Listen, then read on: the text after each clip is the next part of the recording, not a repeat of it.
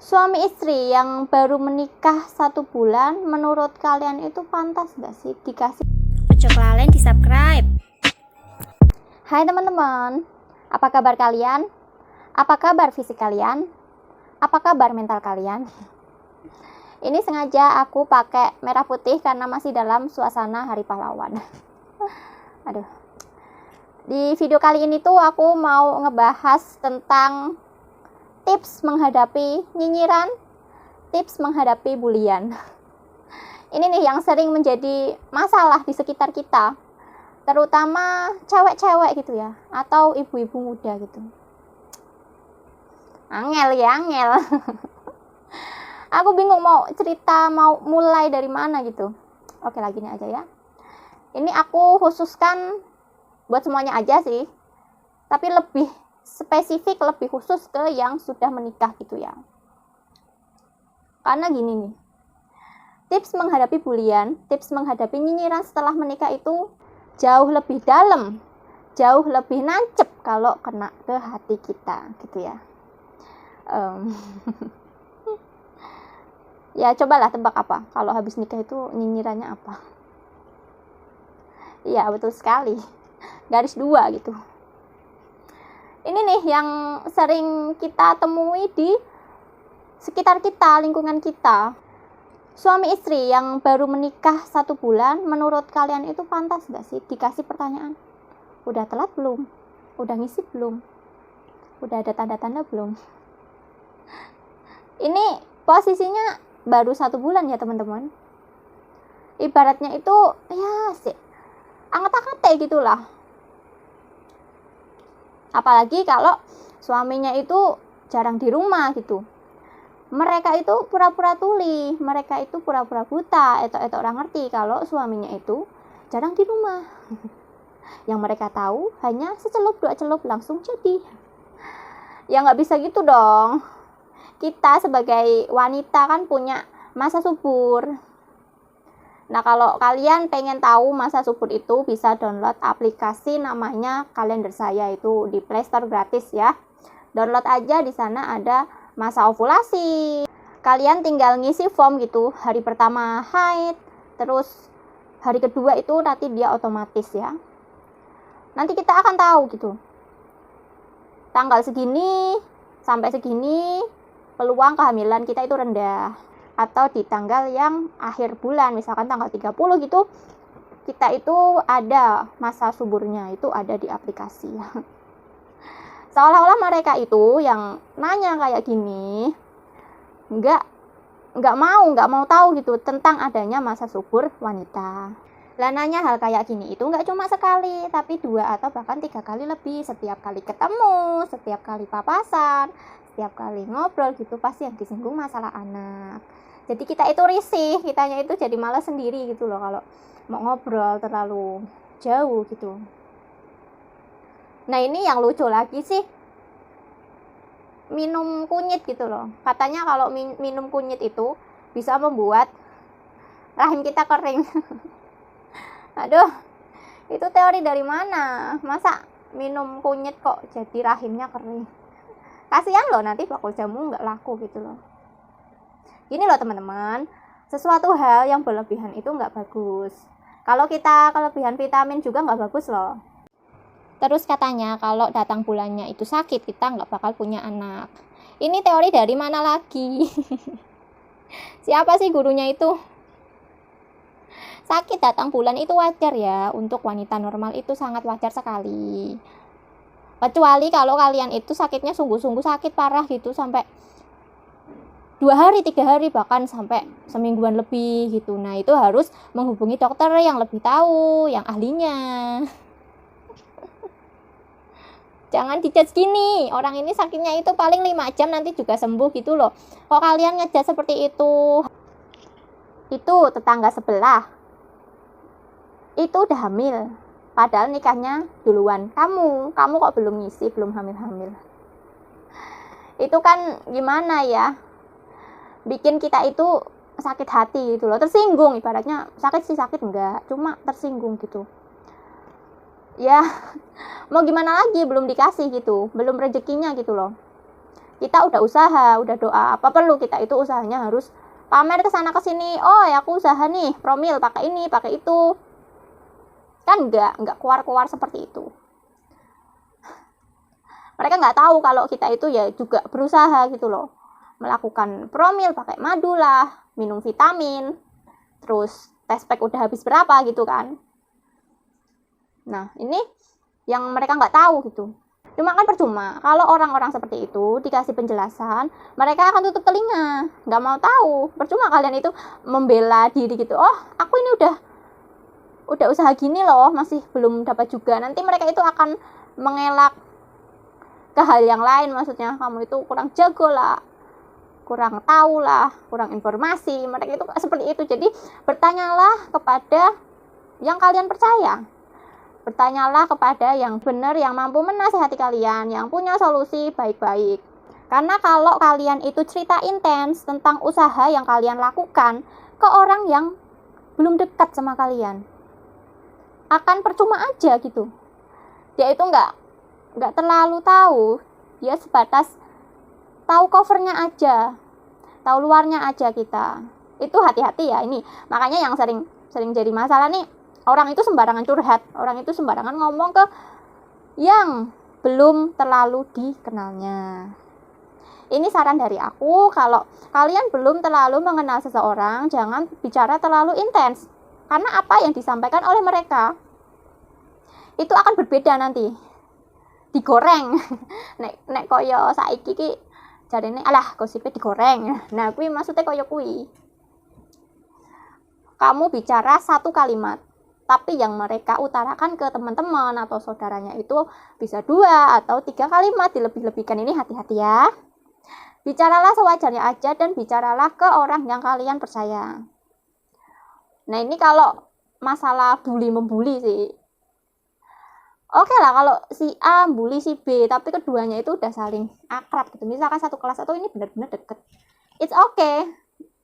Karena mereka itu udah tahu luar dalamnya, itu udah tahu nggak bakalan marah. Si A sering bully si B sering bully si A. Jadi mereka itu kayak Tom and Jerry yang selalu nggak bisa dipisahkan gitu. Nah, kalau kalian itu nggak terlalu deket nih sama si C, tolong jangan bicara yang terlalu intens. Nah, tips pertama dari aku kan tadi jangan terlalu bicara terlalu intens ke mereka yang nggak terlalu dekat sama kalian. Nah, terus tips yang kedua dari aku yaitu bersandarlah ke pundak suami. Ya mau gimana pun tetap larinya itu ke suami. Ya ujung-ujungnya mewek gitu. Yang aku kok dibicarain kayak gini gitu. Aduh, ini buat para suami-suaminya ya. Jangan menambah kegelisahan sang istri. Udah tahu istrinya itu sering dinyinyirin, sering disindir-sindirin. Kenapa kok belum hamil-hamil? Si suami ini harusnya menyemangatin. Jangan kalian itu malah selot manas-manasi. Oh iya bener kayak coe awakmu kuwi kurang asupan gizi atau kurang vitamin, asam folat atau sebagainya. Jangan kayak gitu ya. Beri arahan gitu. Kalian kan suami. Ini nih. Kalau udah hamil ditakut-takuti.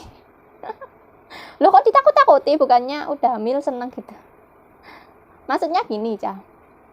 Banyak dari mereka itu, orang hamil itu kan nggak boleh stres gitu ya. Malah, zaman saiki wis sange lahiran normal gitu.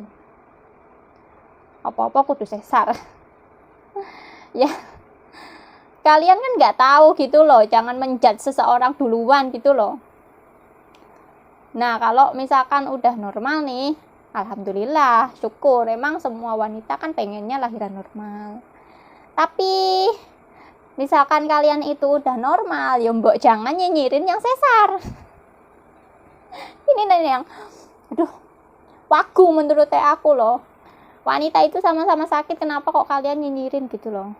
Sesama ibu-ibu jangan kayak gitulah.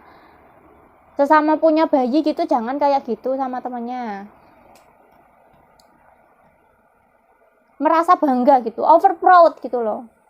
Aku loh wis lahiran normal ke. Ora kaya awakmu sing banget sesar. Itu nggak boleh ya. Ini kesehatan mental sih. Ini sebenarnya dari pembahasan ini sebenarnya lebih ke arah mental gitu loh.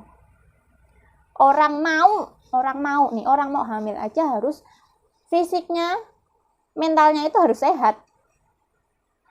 Lah ini udah hamil atau setelah melahirkan dibikin sakit mentalnya kan. Aduh, bikin tak cucuk anggo jarum pentul lambene. Lambene iki nek ngomong nyar-nyur kaya pedaya diwehi sambel lho. Sambel kae. Sambel terasi. Sambel tengis, lombok tengis. Nah, pedese nemen kan? Wes aku pak ngopi dhisik mek rada santai sithik. Oke, udah iklan no, aku sengaja minum kopi. Mek rada santai kuwi lho, ngombe kopi dhisik lho, marah tegang lho. Karena orang mau hamil itu ya itu. Nggak boleh tegang, nggak boleh stres. Mentalnya itu harus kuat ya. Apa jangan-jangan aku stres atau gimana, aku nggak tahu. Biar santai pembahasan kita. Pak nyeruput sithik kopine. Bismillahirrahmanirrahim. Tes sithik. Iki duduk iklan lo ya, emang aku sengaja nyiapke kopi ya. Rada santai. Aku juga heran ya sama orang-orang yang sebagai pelaku penyinyiran gitu. Ibaratnya kita itu nggak pernah mulai nyindir, nggak pernah nyinyir, ataupun mancing-mancing pembahasan gitu loh. Mancing-mancing omongan kita itu nggak pernah. Tapi yo, kenapa kita itu dipancing terus? Kan lama-lama hati kita itu menjadi bedegel. Usus sedawa, atine kudu jembar. Itu kan membutuhkan tenaga dan pikiran yang waras. Membutuhkan tenaga dan pikiran yang menguras energi gitu loh. Kalian itu nggak tahu, dari omongan kalian yang satu kalimat itu bisa bikin orang nggak bisa tidur sampai jam 2 malam. Itu kalian nggak tahu. Jadi kita tutuk lambe atau tutuk ke mulane ono peribahasa kuwi, lambemu kuwi harimaumu. Lambemu kuwi lebih tajam dari pisau. Lambemu kuwi bisa membunuhmu. Yo, karena hal sepele kayak gitu. Makanya buat kalian lebih hati-hati. Kalau sama orang yang nggak terlalu deket, ya mbok dijaga sithik. Karena setiap hati wanita, hati manusia itu diciptakan bersama perasaannya. Kok baperan temen? Baper, bawa perasaan. Setiap orang punya perasaan, jadi kemana-mana dia membawa perasaan. Nah, simpel kan? Aduh, angel. Nggak bisa kita lari dari hal semacam ini. Yang harus kita bikin itu pondasi atau mental yang kuat untuk menghadapi nyinyiran, menghadapi kenyataan. Ya seperti inilah namanya hidup gitu loh. Ya kembali lagi ke mental gitu loh. Goreng mental kalian itu ya ibaratnya dilatih hari per hari, minggu ke minggu, bulan ke bulan, itu tiap harinya dilatih.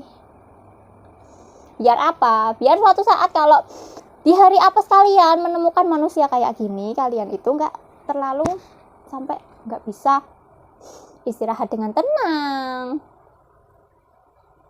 Rada angel sih cah. Emang ki rada angel. Mulane ono kasus pembulian nganti bunuh diri. Rata-rata saya ngomen ki, nah dasar nggak punya iman, nggak punya agama, nggak punya pendirian gitu loh. Fix neraka jahanam. Ya kalau nggak mau lihat saudaranya bunuh diri itu kan kalian support gitu loh, dijaga tutuknya itu biar nggak terjadi hal yang tak diinginkan. Dulu itu ya aku gampang emosi, nesunan, tapi setelah punya suami yang alhamdulillah suaminya itu penyabar, jadi ikut-ikutan lebih sabar. Ya emang Gusti Allah kuwi maha adil yo. Aku sing cengeng, aku sing ngamukan, nesunan, yo dilalai oleh bojo sing sabar. Yo mulane kuwi sih aku belajar dari suami aku yang dia itu kalau ada masalah itu tenang, nggak sesumbar, nggak panik gitu loh. Nah itu aku belajar dari dia. Mulane Ada pepatah yang mengatakan pasanganmu itu melengkapi. Ya mungkin seperti itu yang saya rasakan. Semoga pasangan suami istri di sana yang sedang menantikan kehadiran buah hati, semoga lekas mendapatkannya. Amin. Saya ikut mendoakan dari sini.